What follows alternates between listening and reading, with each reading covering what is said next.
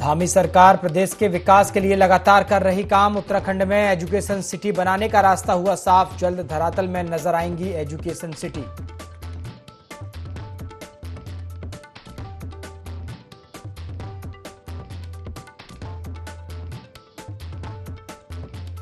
कांग्रेस ने की मंगलौर विधानसभा सीट पर दोबारा मतदान की मांग। कांग्रेस विधायक प्रीतम सिंह बोले, सरकार के इशारे पर प्रशासन ने गुंडों से कराया बूथों पर कब्जा।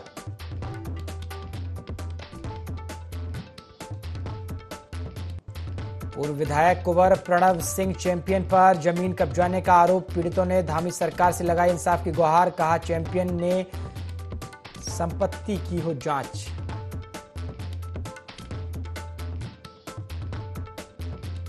उत्तराखंड के 5 जिलों में भारी बारिश का येलो अलर्ट। चारधाम यात्रियों को सतर्कता बरतने की सलाह। प्रशासन को अलर्ट मोड पर रहने के लिए निर्देश।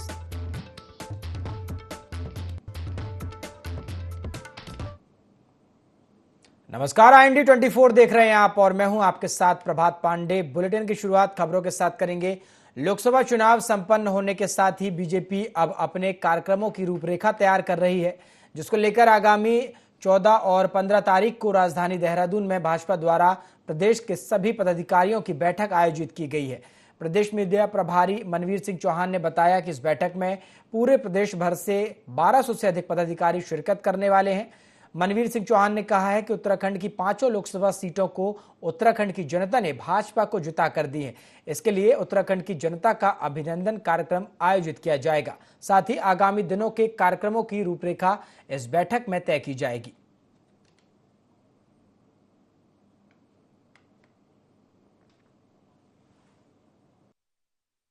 जनता पार्टी की लोकसभा चुनाव के बाद पूरे प्रदेश भर की एक बहुत बड़ी बैठक देहरादून में 14 और 15 जुलाई को होने वाली है और जिसमें करीब हमारे 1200 से भी अधिक पदाधिकारी शिरकत करने वाले हैं। और भारतीय जनता पार्टी के द्वारा लोकसभा चुनाव के बाद मतदाता अभिनंदन का कार्यक्रम आयोजित होना है। जिन मतदाताओं ने नरेंद्र भाई मोदी जी को तीसरी बार प्रधानमंत्री बनाने के लिए अपना मतों का प्रयोग किया, उसके लिए धन्यवाद। पूरे उत्तराखंड की जिस प्रकार से 5 सीटें हमने जीती, उसका सबसे पहले धन्यवाद किया जाएगा। इसके साथ ही जिस प्रकार से कांग्रेस के द्वारा हिंदुओं को हिंसक और झूठा बोलकर जिस प्रकार से अपमान किया गया पूरे हिंदू समाज का, उसके लिए भी एक निंदा प्रस्ताव के रूप में भारतीय जनता पार्टी उसको रखने वाली है। और विभिन्न प्रकार के आगामी कार्यक्रम, चाहे हम निकाय चुनाव की बात करें या भविष्य में होने वाले हमारे पंचायत चुनाव की बात हो, उसको लेकर के भी भारतीय जनता पार्टी की इस बैठक में रणनीति बनाई जाएगी। मंगलौर के उपचुनाव के दौरान सुबह लिब्बर हेड़ी में हुए विवाद को लेकर पूर्व मुख्यमंत्री हरीश रावत को पुलिस ने लिब्बर हेड़ी जाने से रोक लिया। हरीश रावत के रोके जाने पर हरीश रावत सैकड़ों समर्थकों के साथ लिब्बर हेड़ी गंग नहर पुल पर ही धरने पर बैठ गए। वहीं पुलिस ने हरीश रावत को लिब्बर हेड़ी जाने से रोक लिया, साथ ही सभी को शांति व्यवस्था बनाने की अपील की।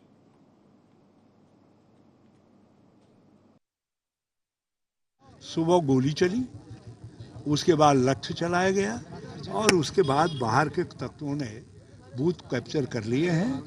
पुलिस के सहयोग से फर्जी वोट करवाए जा रहे हैं, फर्जी वोट डलवाए जा रहे हैं। हमने उसका जब ये बहुत वो हो गया, बहुत जानकारियां मिली, तो मैं आया यहाँ, तो मुझको ये पोलिंग बूथ तक नहीं जाने दे रहे हैं पुलिस के लोग। मैंने कहा या तो मुझे गिरफ्तार कर लो, फिर न गिरफ्तार कर रहे हैं। मैं यहाँ पर धरने पर बैठा हुआ हूँ और ये पुलिस ने कहा कि हम वोट डलवाएंगे, हम ले जाते हैं। तो कुछ लोगों को लेकर के गए हैं, देखते हैं कितने लोगों के वोट डलवाते हैं। अपर मुख्य चिकित्सा अधिकारी डॉक्टर नवीन चंद्र तिवारी ने प्राथमिक स्वास्थ्य केंद्र लालकुआं का औचक निरीक्षण किया। उन्होंने अस्पताल की अव्यवस्थाओं पर कड़ी नाराजगी व्यक्त करते हुए जल्द दुरुस्त करने के निर्देश दिए। निरीक्षण के दौरान मरीजों के बेड के आसपास कहीं भी ऑक्सीजन सिलेंडर नहीं मिले, जिसे तत्काल बेड के पास ऑक्सीजन सिलेंडर लगवाए गए। कई जगह फैली गंदगी पर नाराजगी जताई। साथ ही अस्पताल में मरीज व तामीरदारों के उपयोग में आने वाली महिला व पुरुष शौचालय के दरवाजे नहीं होने पर 15 दिनों में दोनों दरवाजे लगाने के निर्देश दिए। साथ ही डिलीवरी रूम में भी दरवाजा नहीं होने पर आश्चर्य व्यक्त करते हुए उसे भी लगाने के निर्देश दिए।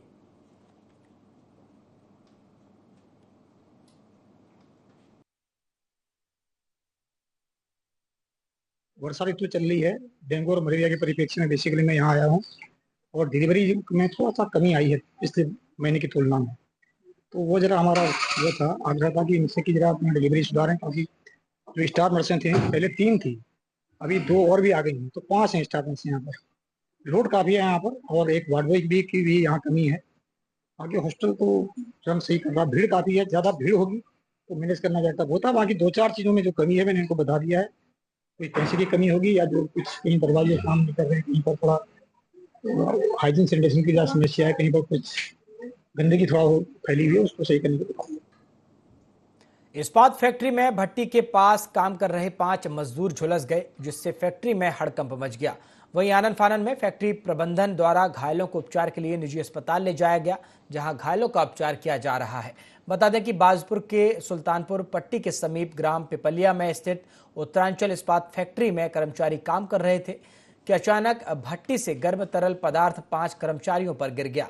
इस्पात फैक्ट्री के उप प्रबंधक विनय चौधरी ने बताया कि गर्म भट्टी में अचानक गीली धातु गिरने से भट्टी से तरल पदार्थ कर्मचारियों पर गिरा है, जिसमें 5 कर्मचारी झुलस गए हैं। उन्होंने बताया कि यह कोई बड़ी घटना नहीं है और फैक्ट्री प्रबंधन द्वारा तत्काल घायलों का उपचार कराया गया है।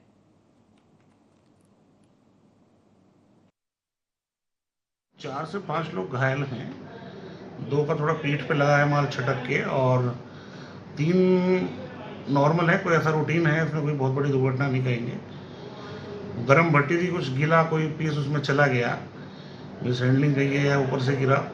उसके बाद भट्टी छलकी तो माल के छींटे इन लोगों पे आए। तुरंत हमने अपनी एम्बुलेंस के द्वारा उसको हॉस्पिटल में ट्रांसफ़र कर दिया। खतरे वाली कोई बात नहीं है। अगर कुछ ऐसा होता है तो आपको अवगत कराया जाएगा। देश के प्रधानमंत्री नरेंद्र मोदी के आह्वान पर एक पेड़ मां के नाम कार्यक्रम पूरे देश में जोरों शोरों से चल रहा है। तो वहीं उत्तराखंड सरकार भी 16 तारीख को हरेला पर्व मनाने की तैयारी में जुटी है।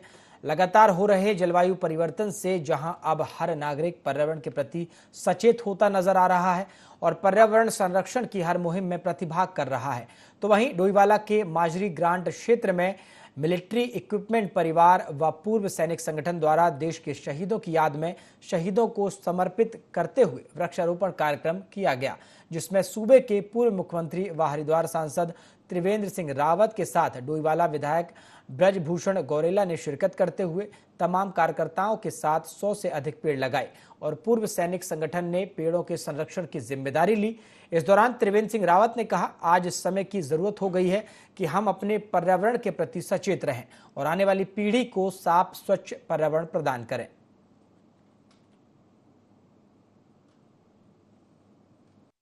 हमारे लिए एक बहुत दुखद घटना है और सभी को पता है उत्तराखंड एक सैनिक पैदा करने वाला प्रदेश है और बहुत बड़ी अक्षय थी कि हमारे 5 जवान शहीद हो गए और जो पर्यावरण बचाने का मुहिम है उस पर हम काम कर रहे हैं। हमारे माननीय त्रिवेंद्र रावत जी का भी हमें प्रेरणा है और मोदी जी की तरफ से भी इस बार अपील की गई है लोगों से कि पर्यावरण बचाया जाए और बहुत ज़रूरी है। उसी के ब्याप पे हमने यहाँ पे पर्यावरण के बचाने के लिए 100 से ज़्यादा पेड़ लगाए हैं। आज जो यहाँ पर जो हमारे पूर्व सैनिक हैं और उनके द्वारा यहाँ पर वृक्षारोपण किया गया है, विधायक जी ने और हमने भी उसमें शिरकत की है। ये जो हमारे 5 जवान शहीद हुए कठुआ में, उन जवानों को इसको समर्पित किया गया है और हम सब से यही कहना चाहेंगे कि उन शहीदों की याद के लिए हम यहाँ पर इनकी सुरक्षा की भी जिम्मेदारी लें। मंगलौर विधानसभा सीट पर हुए उपचुनाव के मतदान के दौरान हुए हंगामे को लेकर सियासत थमने का नाम नहीं ले रही। चक्राता से कांग्रेस विधायक प्रीतम सिंह ने कहा है कि मंगलौर में सरकार के नेतृत्व में पुलिस और प्रशासन के द्वारा जो गुंडाई की गई, बूथों पर कब्जा किया गया और यह घोर निंदनीय घटना सरकार के संरक्षण में हुई है। प्रीतम सिंह ने कहा कि वह चुनाव आयोग से मांग करते हैं कि मंगलौर विधानसभा का उपचुनाव निरस्त कर दोबारा मतदान कराया जाए। कल जो घटना हुई है उसने पूरे प्रदेश को शर्मसार कर दिया है।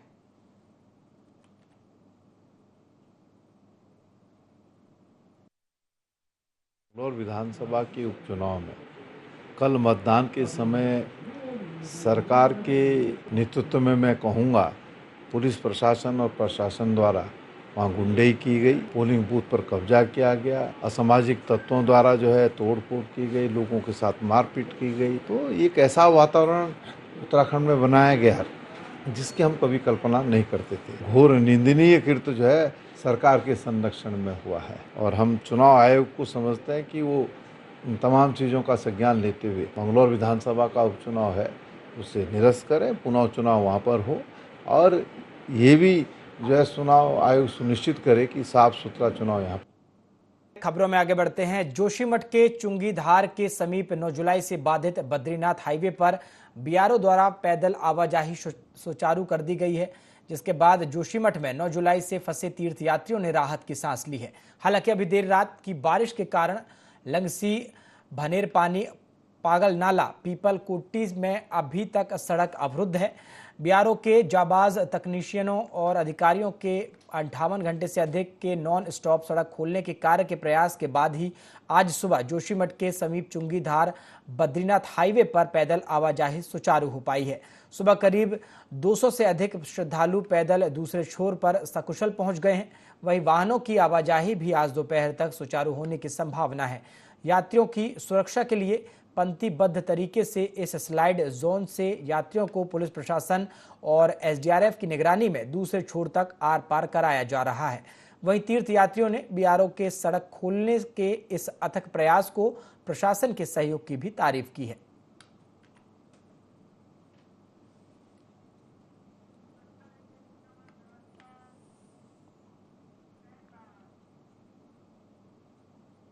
अल्मोड़ा जिले के विकास खंड सल्ट के मोहान रानीखेत मोटर मार्ग पर बीते दिनों तेज बारिश के कारण मोहन चौकी के पास पानी के तेज बहाव के कारण पनियाली पुल टूट गया, जिस कारण 1 दर्जन से अधिक गांवों का संपर्क टूट गया।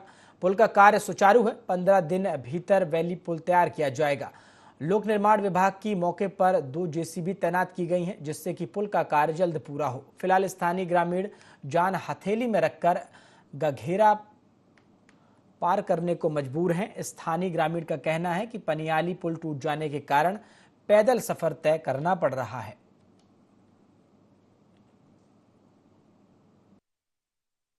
मार्च करके आए हैं हम पैदल उधर हमको 7-8 किलोमीटर का एरिया है ये कुमेरे से मोहान तक का। पैदल मार्च करके आए तो वहाँ पर रास्ते में हमको हाथी मिला और बाघ ने दहाड़ मारी तो बहुत डरते भागते आए। प्रशासन की ओर से कोई व्यवस्था नहीं कर रखी है ये, क्योंकि जब से पुल टूटा है तब तक प्रशासन ने कोई व्यवस्था नहीं करी है। लोग पैदल मार्च आ रहे हैं, जा रहे हैं, बरसात में छोटे बच्चे भीगते भागते जा रहे हैं, ये नाले को पार करके जा रहे हैं। कोई व्यवस्था नहीं करी है प्रशासन ने। प्रदेश में अब बच्चों को राज्य के महापुरुषों व वीरांगनाओं के बारे में पढ़ाया जाएगा, जिसे लेकर हमारी विरासत को पाठ्यक्रम में जोड़ा जाएगा। इसे लेकर निदेशक माध्यमिक विद्यालय महावीर सिंह बिष्ट ने बताया कि लगभग पाठ्यक्रम तैयार किया जा चुका है। जल्द ही शिक्षा मंत्री के द्वारा इसकी शुरुआत की जाएगी, जिसके बाद 6वीं से लेकर 8वीं तक की कक्षा में बच्चों को अपने प्रदेश के महापुरुषों, वीरांगनाओं, जिन्होंने राज्य व संस्कृति निर्माण में अपना योगदान दिया है, उनके बारे में पढ़ाया जाएगा।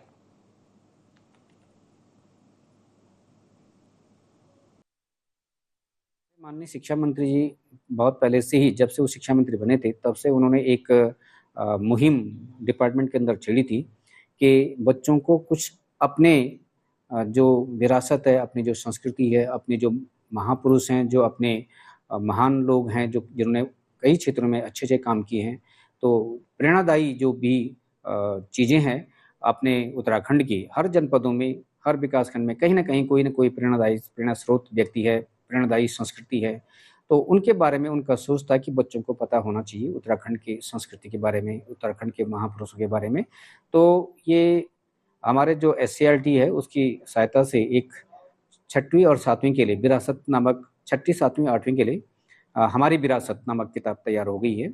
और वो किताब किस रूप में पढ़ाई जाएगी, सोशल स्टडी के साथ पढ़ाई जाएगी या सेपरेट पढ़ाई जाएगी, इस पर भी चिंतन मनन हो रहा है।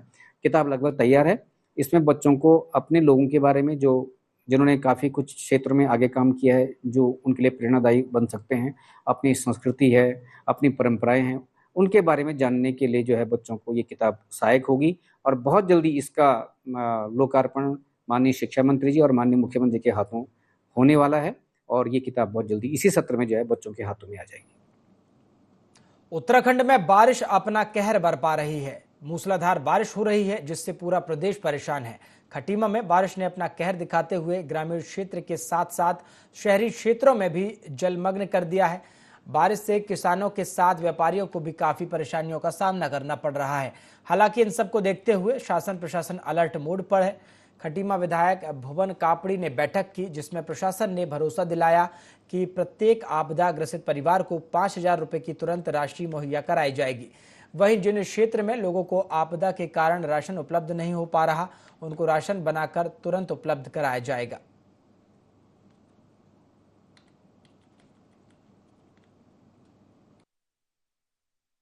कल माननीय मुख्यमंत्री जी का यहाँ पर दौरा था। उन्होंने सारे अधिकारियों को निर्देश दिए कि जो भी आपदा से प्रभावित है उनको जल्द से जल्द उनकी राहत राशि उनको प्रदान की जाए। लिहाजा इसी सिलसिले में हमने यहाँ पर बैठक की थी। सारे हमारे पटवारी लोग, तहसीलदार साहब और अन्य विभाग के अधिकारी भी यहाँ मौजूद थे। उनको हमने कह दिया कि जितने भी हमारे एक कंप्लीट हम सर्वे करेंगे, जिनको जितना नुकसान हुआ है और इमीडिएट रिलीफ हम तुरंत प्रदान करेंगे।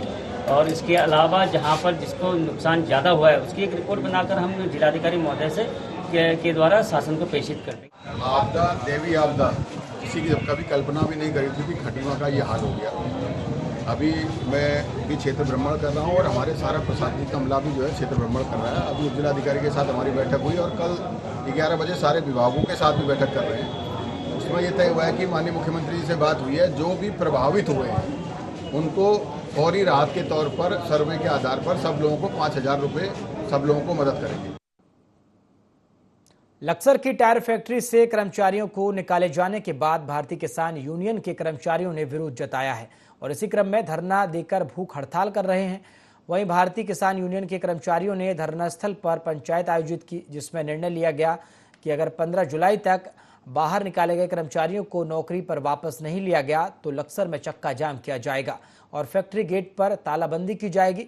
बता दें कि कार्रवाई न होने पर यूनियन अध्यक्ष चौधरी कीरत सिंह ने फैक्ट्री गेट पर ही आत्मदाह करने की चेतावनी भी दी है।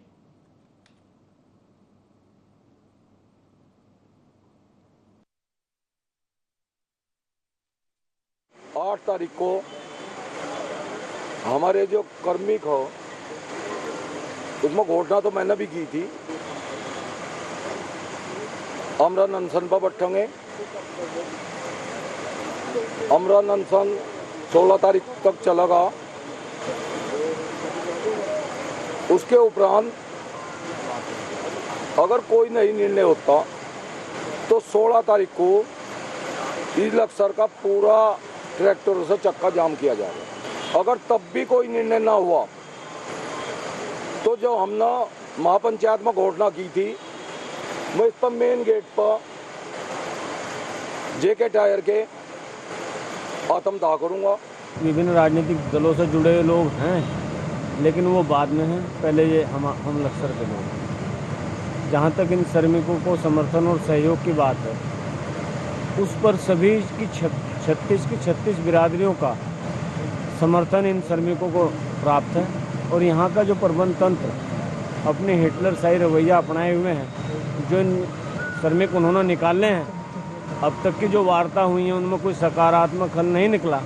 अब तो अध्यक्ष जी ने घोषणा कर दी है कि दूसरा कोई इशू ही नहीं, इनको अंदर लेना पड़ेगा, नहीं लेंगे तो यह आंदोलन उग्र रूप धारण करेगा। कैबिनेट ने कुछ लोगों को परफॉर्मेंस के आधार पर जैसा वो बता रहे हैं निकाला गया था। टोटल यहाँ पे 14 लोग हैं जो 24 तारीख से उनके साथ किसान यूनियन भी है और यूनियन भी जुड़ गई हैं। 24 तारीख से ये लोग धरने पे यहाँ पे बैठे हुए हैं और आज इन्होंने भूख हड़ताल की बात की है, अनशन की बात की है कि आज 8 तारीख से हम लोग अनशन पर बैठेंगे। इसको लेके अगर कंपनी कोई डिसीजन नहीं लेती है तो यही ज्ञापन है। और दूसरा इस संबंध में मेरी कई बार कंपनी से भी वार्ता हुई है और जो यूनियन बैठी हैं उनसे भी वार्ता हुई है लेकिन अभी तक कोई समाधान निकला नहीं है, लेकिन फिर भी हम लोग प्रयास कर रहे हैं।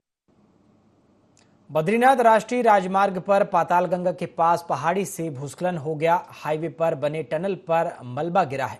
गनीमत रही कि इस दौरान यहां कोई वाहन नहीं चल रहा था जिससे बड़ा हादसा हो सकता था। पातालगंगा के पास चट्टान टूटने से बद्रीनाथ राष्ट्रीय राजमार्ग बंद हो गया है।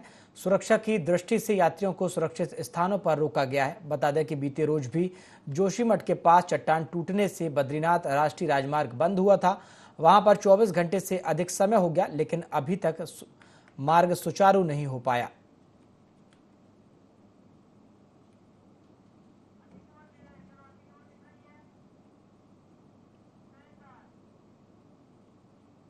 कावड़ मेले की तैयारियों के तहत जिलाधिकारी और वरिष्ठ पुलिस अधीक्षक के निर्देश पर ज्वालापुर में पुलिस प्रशासन और लोनीवी के संयुक्त टीम ने अभियान चलाकर अतिक्रमण हटवाया। साथ ही हिदायत दी कि दोबारा अतिक्रमण करने पर मुकदमा दर्ज किया जाएगा। श्रावण मास कावड़ मेला 22 जुलाई से शुरू होने जा रहा है। पैदल कावड़ यात्री डामकोठी के समीप कावड़ पटरी मार्ग से सिंहद्वार होते हुए ज्वालापुर, रामनगर, आर्यनगर चौक, लालपुल और जटवाड़ा पुल से गुजरते हैं। इस मार्ग पर दोनों तरफ बड़े पैमाने पर अतिक्रमण किया गया था।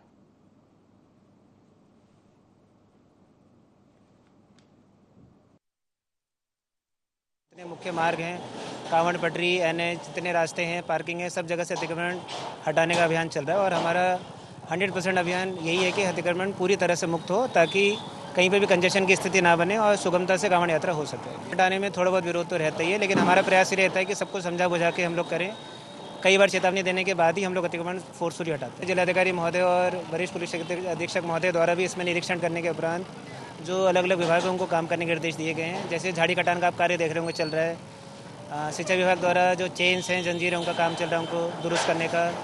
जहाँ जहाँ गड्ढे हैं वहाँ को सही करा जा रहा है। जिला पंचायत को जितने शौचालय हैं उनको मेंटेन करने का और नए शौचालय स्थापित करने का मिला हुआ है। इसके अतिरिक्त हमारे द्वारा मोबाइल टॉयलेट की व्यवस्था भी करी जाएगी। हरिद्वार के चंडी देवी और मनसा देवी मंदिर के रोपवे 4 दिनों के लिए बंद किए गए हैं। अर्धवार्षिक मेंटेनेंस के लिए रोपवे संचालित करने वाली कंपनी उषा ब्रेको ने रोपवे के संचालक पर रोक लगाई है। 9 से 12 जुलाई तक मनसा देवी मंदिर का रोपवे बंद किया गया है, जबकि 15 से 18 जुलाई तक चंडी देवी मंदिर रोपवे का संचालन बंद रहेगा। इस अवधि के दौरान श्रद्धालुओं को पैदल ही मंदिर में दर्शन करने के लिए जाना होगा। 19 जुलाई से रोपवे का संचालन शुरू किया जाएगा।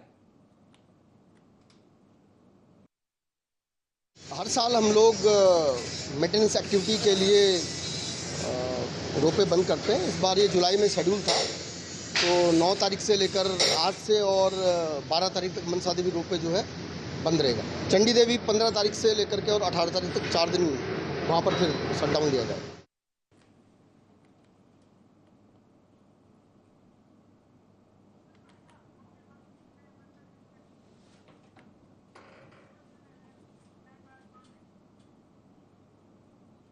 बुलेटिन में फिलहाल इतना ही। देश और दुनिया की तमाम खबरों के लिए आप देखते रहिए IND 24। नमस्कार।